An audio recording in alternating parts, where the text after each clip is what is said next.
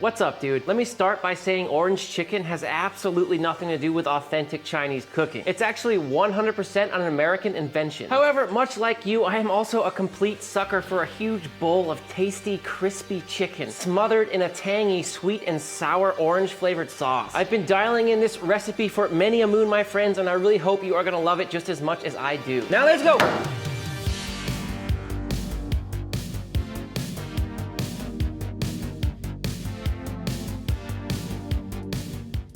You know that crispy chicken batter you get at your favorite local Chinese restaurant? Well, I'm gonna show you how to make it right now. It is the first thing we're gonna do today. Just take some all-purpose flour in combination with cornstarch, baking powder, one of the key ingredients here, salt. We'll first just mix up these dry ingredients. I'll make a little well in the center, pour in my cold water, oil. This is just avocado oil. You could use any other neutral oil, and 1 egg.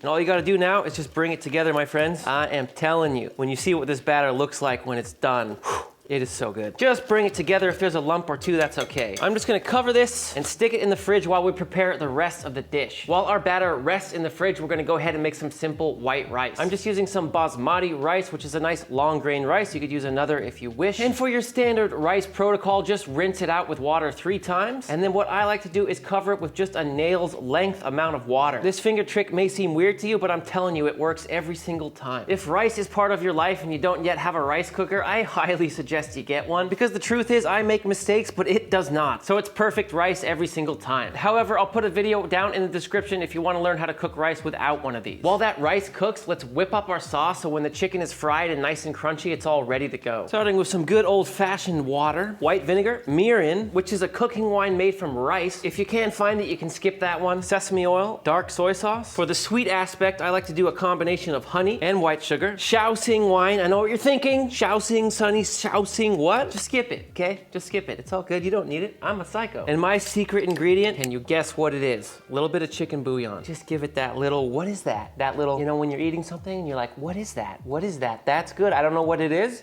but I like it. That's chicken bouillon.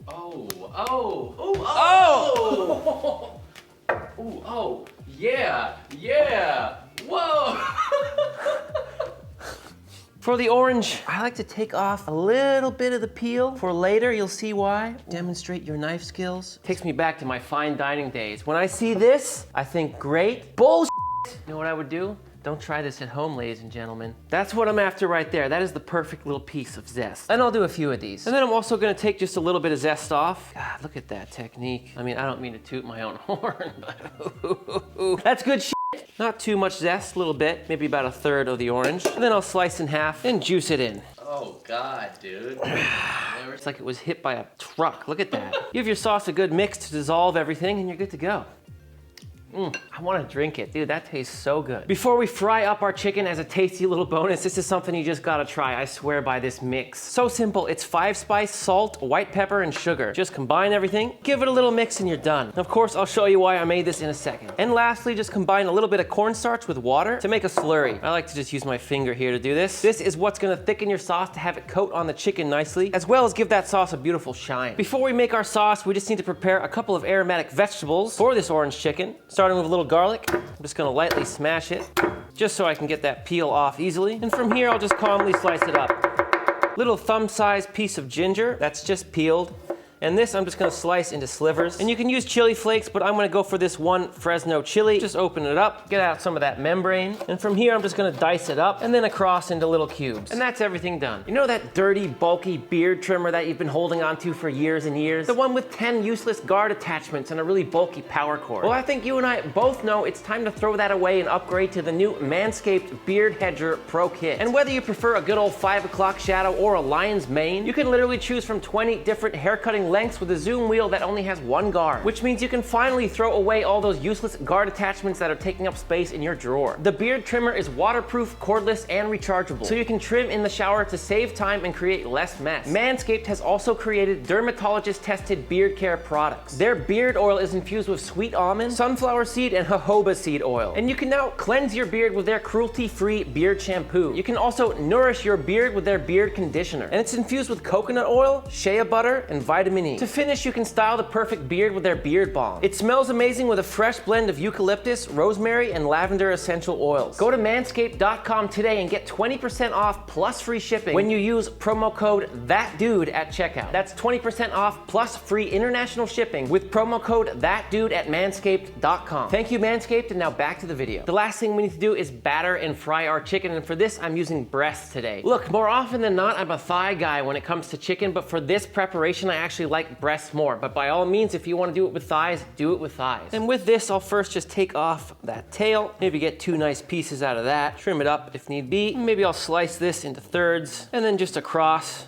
into nice little squares. Something about like that looks fine to me. Slice up the rest of your chicken and then we're ready to fry. For this batter, you don't even need to pre-dredge your chicken. Just drop it in. And there really is something to using a pancake type batter for your chicken instead of taking it from a wet brine into a dry mix. It's like the chicken just steams inside of there. It stays so freaking juicy and tender, I'm telling you. Definitely want to do this in a couple batches, and we're going for the double fry method. First at 325 degrees Fahrenheit. This is just peanut oil. And we'll do it again at 375 right before we toss it in the sauce, so it stays crispy. Otherwise, it will get a little bit soggy. Ooh. And after 5 minutes, you have this beautiful kind of golden brown color. They shouldn't be too dark. Get them out onto a sheet pan lined with a rack. While the chicken rests before the second fry, we're gonna build the sauce. Starting with a little neutral oil, medium heat pan, going straight in with the chili, garlic, and ginger. Woo, that's fragrant. When that garlic's just going lightly golden brown around the edges, after about 30 seconds, I'm gonna drop in the orange peel and followed immediately by the sauce. A little more white pepper in here. I freaking love white pepper. When that comes to a boil, just go ahead and dump in your cornstarch slurry. And whenever you're working with these kind of slurries, you gotta bring it back to a boil to see the effect that the slurry had. We want this to be thick, but not so thick that it's kind of sickly and gross. Almost there. Going in with a little more slurry. I have the exact recipe in the description. And here we go. It's coating this spoon nicely without being too thick. This is how I like it. Heat off. Sauce is done. Here we go for the second fry at 375 degrees Fahrenheit. Pretty darn hot. We want these to be nice and crispy. Now, just a little over 4 minutes on that second fry so we can make sure they stay crunchy. Woo! And they're going back out onto this rack. Now your little 5-spice sugar and salt mixture, just hit them right now. This is gonna take it to the next level, my friends, trust me. Woo!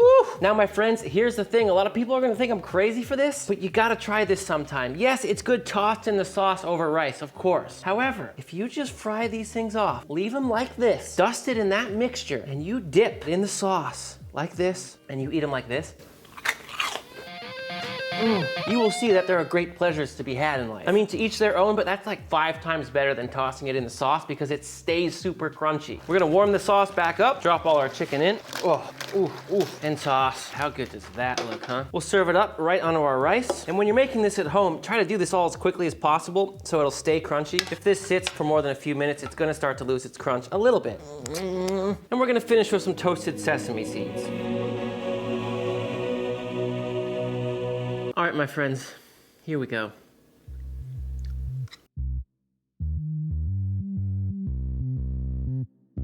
Ooh.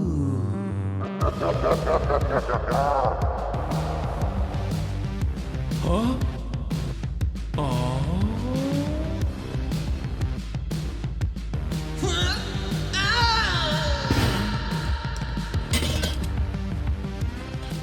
Oh Lord! I just spent the last 10 minutes taking a thumbnail of this, which was a good experiment to see how the crispiness holds up. And while it has lost a little bit of crunch, it's still there and it's still really good. And I'm even enjoying that little bit of softness that happened. It's just great. I can say with great confidence, that is just as good, if not better, than any orange chicken I've ever had from a takeout. We gotta teach Marcus how to use chopsticks at some point. I can use them, just not camera ready. Sticky, orangey, delicious-y. Dude, this recipe's cash. All right, my crispy little French fries. Until next time, you know I love you and I'm out.